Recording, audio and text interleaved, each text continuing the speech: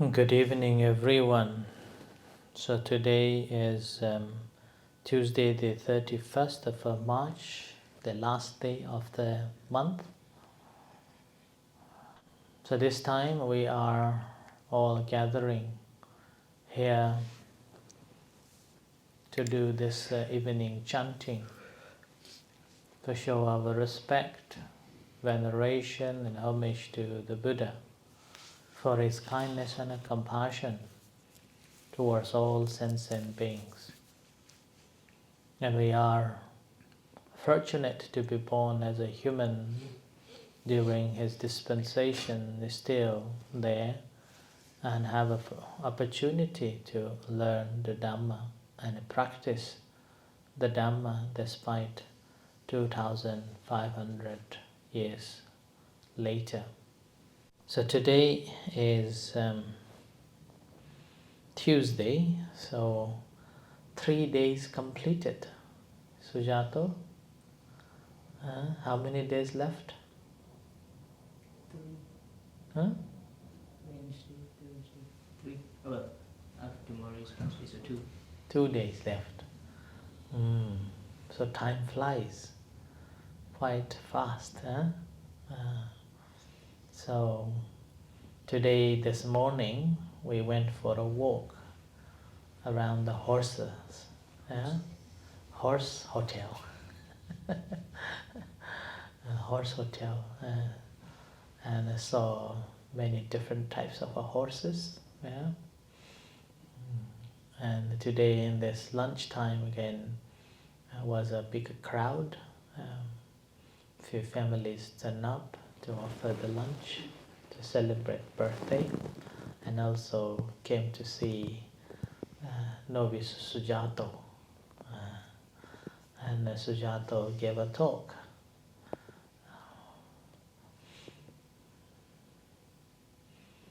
So meanwhile, I managed to communicate and send letters to 3 monks again for the visa, hoping that they could get the visa and travel to Aberdeen to help us.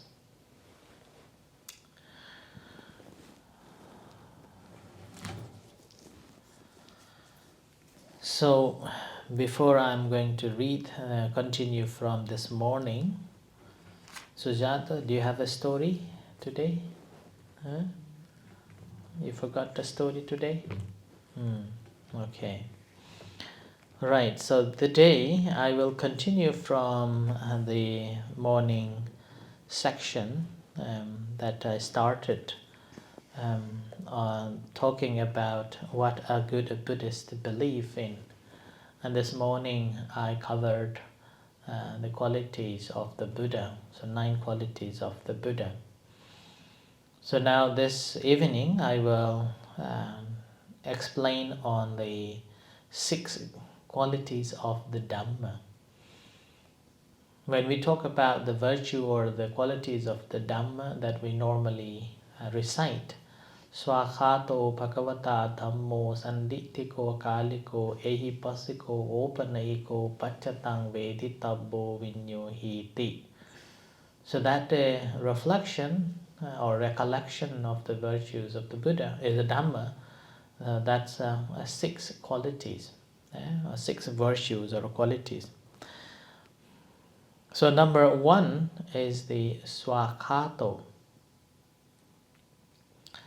Swakhato means that correctly taught or well taught, and is also well expounded.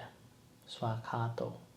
There is no hidden, there is no miseries, and there is no mysteries in it. It's a well taught, the Dhamma. And then well explained in every details, which is the reason why when the Buddha, after 45 years of teaching, when he was lying in his last breath before his last breath, and he asked the monks, is there any doubts regarding the teachings? You may ask now. So that much clarity in it. And in the meantime, doesn't matter who study it, one can explain in details as well. And it's not only for the particular group of people or particular group of community. This Dhamma is universal.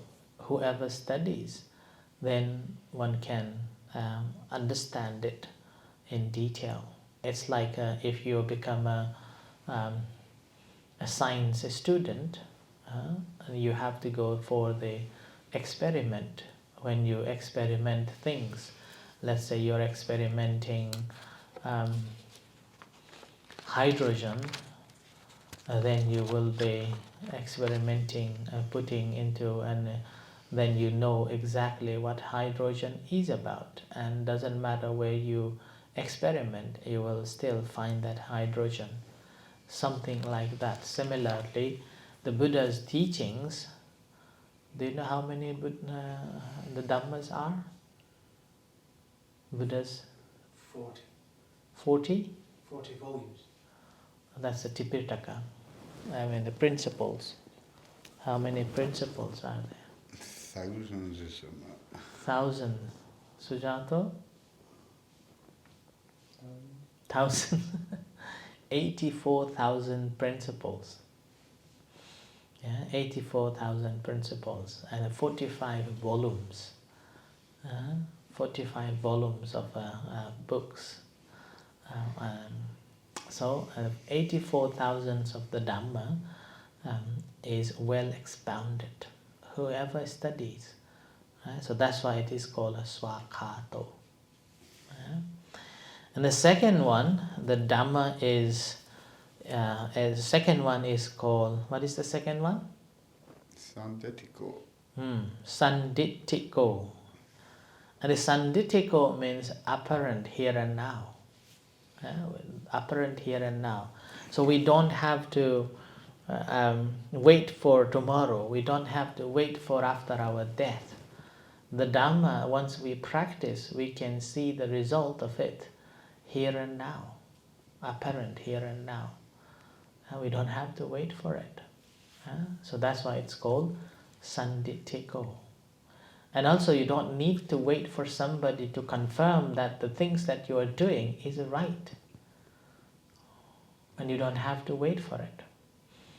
We straight away know that the result we are receiving now. Suppose you're doing bad thing, and then straight away after you have done it, after maybe an hour later or even a few minutes later, you will realize that I shouldn't have done that. So that is a sanditiko. It's like you have eaten something and you feel full, like that. That's the teachings of the Buddha. And even when we meditate, even just like a slight meditation, for a few minutes of a meditation, and we can feel the benefit of it straight away. We don't have to wait. You don't have to wait for me that, oh, I have done this time, or this much of a meditation, what am I going to get it? You don't have to come and ask me.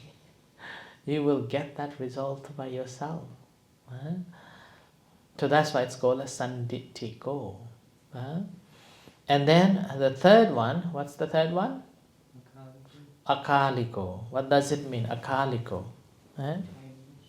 Timeless. So this is a timeless.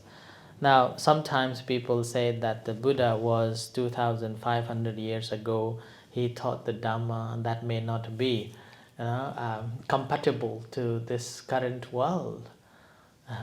But then people's mind were also same and as are now.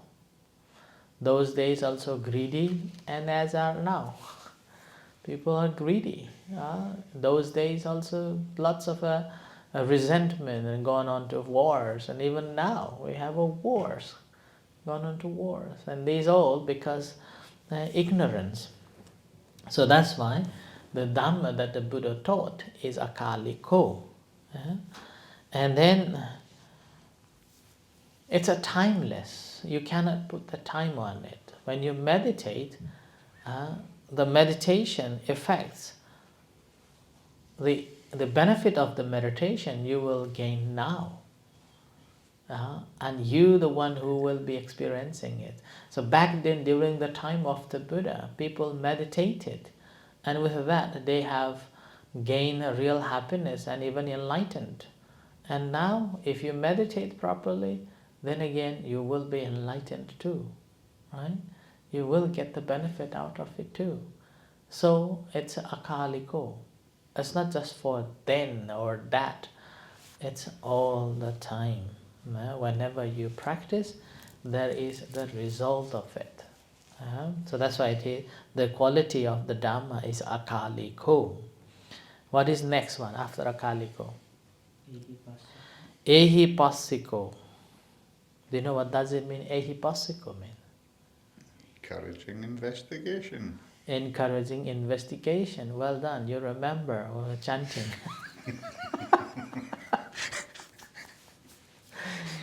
So this is the wonderful quality of the Dhamma, Buddha Dhamma, the Dhamma that the Buddha taught.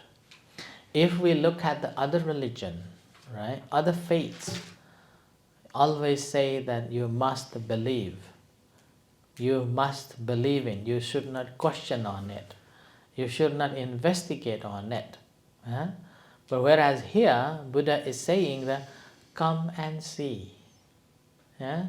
Come and see. And here come and see means you are free to investigate. You are free to judge. You are free to analyze. You are free to question on any teachings of the Buddha. And then after that, this investigation and question, what happens? You will understand the reality of it. And then Buddha further said that after you have investigated, if you think that that is not good, and that is wise people blame it, then should leave it. But if that is beneficial and blameless, then keep on practicing. It's like when the Buddha was traveling to Kesaputiya, a village, and the villagers came to speak with him and saying that, oh, we have seen so many religious people.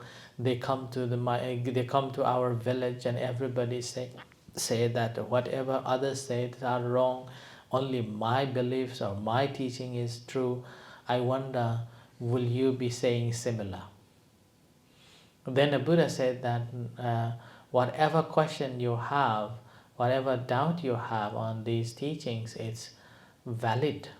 So he said that, further saying that do not believe, do not merely believe because of the tradition, because of the written in the scripture, because of the in line with my thought, because I have investigated and it approves of my beliefs, or because of my teacher says so. Then the Buddha said that after you have investigated properly and realized that this is the real one and this is the wise one approves it, and then take it on. If that disapproves and not beneficial, then leave it beside. So that's why this is ehipassiko, come and see, not come and believe, like other religion encourages you. So that's why ehipassiko. So Buddha's teachings are the ehipassiko. Come and experiment yourself. What is the next one? Opanayiko. What does it mean?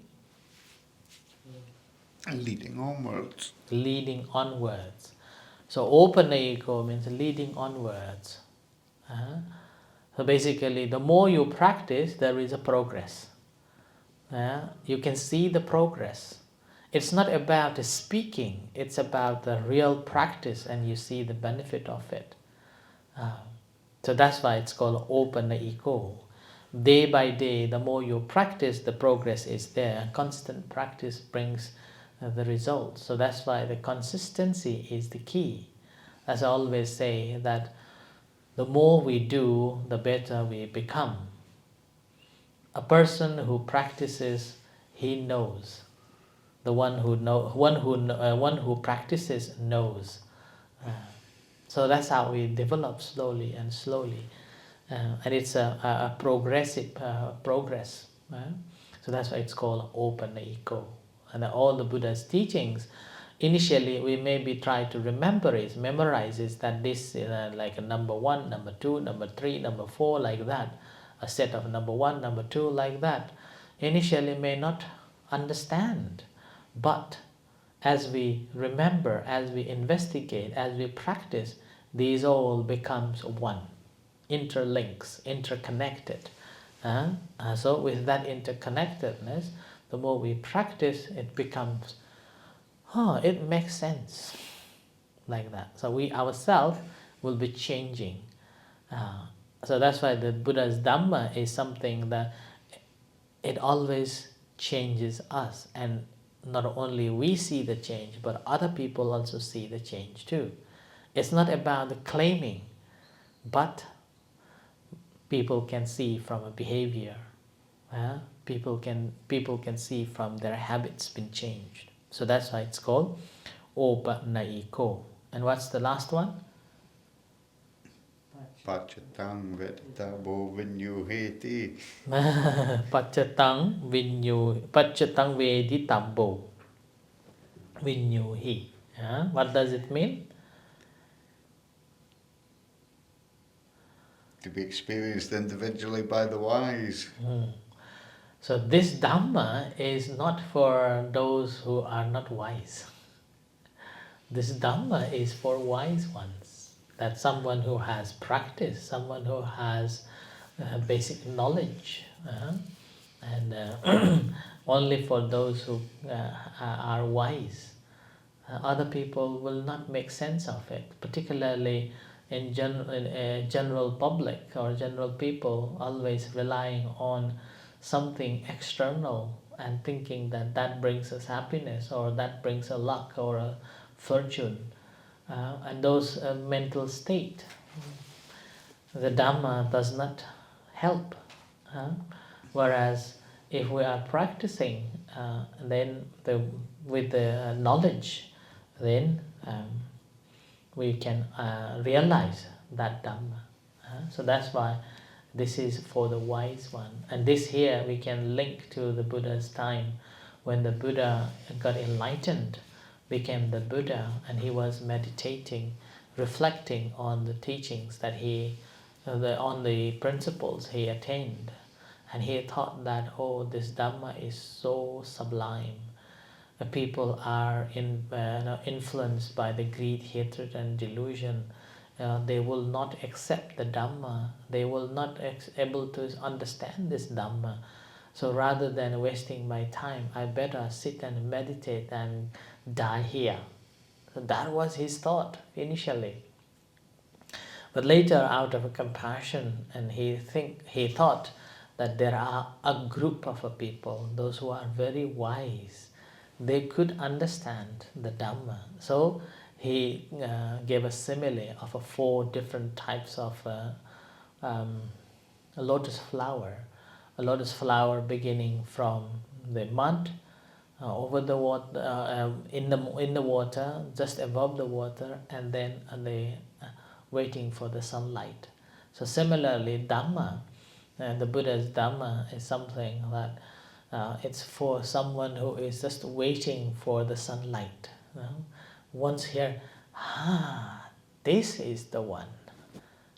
So that's why the Dhamma is for the wise one, and attained by the wise ones. So that's why it's called Pachatang Veditabo Vinyuhi. Vinyuhi means the wise one. Pachatang means individual. Veditabo means ability to attain, ability to understand. So what's Pachatang mean? Individual. Yeah. So these are the 6 great virtues of the Dhamma.